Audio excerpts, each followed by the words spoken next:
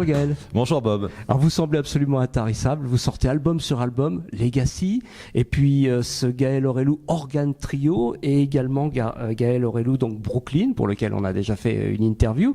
Qu'est-ce qu'on va trouver sur le Gaël Orelou Organ Trio ?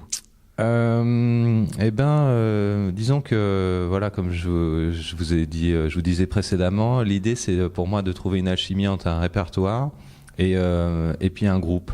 C'est-à-dire, voilà, je vais pas jouer la même musique en trio ou en quartet, et également avec les gens, parce que c'est vrai que quand je pense à un groupe, je pense à un répertoire, je pense à la personnalité des musiciens aussi.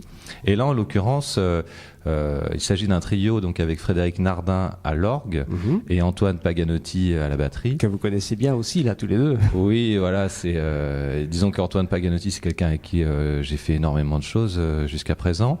Nardin, c'est un peu plus notre histoire est un peu plus courte, et là, c'était vraiment l'idée d'aller vers un trio orgue.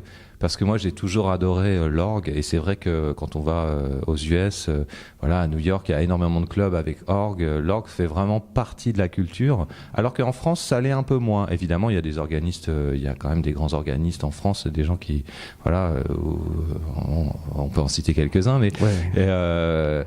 Disons, donc l'idée c'était, voilà, pour moi d'aller vers une formation avec orgue, ce qui est nouveau. Et donc j'ai demandé à Frédéric Nardin, avec qui on a fait pas mal de choses dernièrement, voilà. Et donc voilà, l'idée de ce projet là, c'est d'aller vers quelque chose de vraiment swing par rapport à ce que j'ai pu faire auparavant ou dans d'autres contextes. Là, on est sur quelque chose de très swing où le rebond, voilà, est permanent en fait. D'accord. Et comment s'est constitué ce répertoire ? Alors pour rentrer un petit peu plus dans le détail, habituellement il y a plus de compositions. Ici, il y a un petit peu plus de thèmes qui ne sont pas de vous en fait, qui sont des reprises. Il y a combien, 8-9 morceaux ? Oui, il y a 9 morceaux, 9 c'est morceaux, ça. donc je vois un thème de Wayne Shorter, un thème de... Ouais.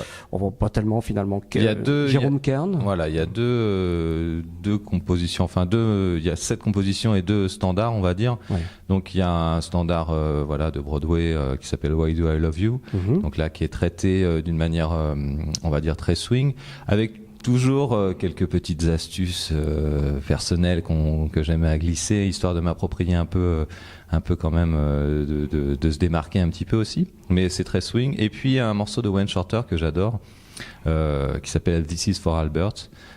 Donc là où évidemment la version originale c'est en sextet, donc là c'est très différent puisque c'est en trio. Il faudrait harmoniser. Mais c'est ça qui est intéressant quelque part, c'est de reprendre une thématique dans une autre orchestration. Je vais vous laisser le soin de rappeler le titre de l'album et alors le label sur lequel il est sorti.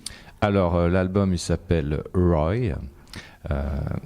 Qui est le titre d'une des compositions, et le label c'est le Petit Label, un petit label associatif bas normand. D'accord. Merci beaucoup Gaël Orelou. Merci Bob.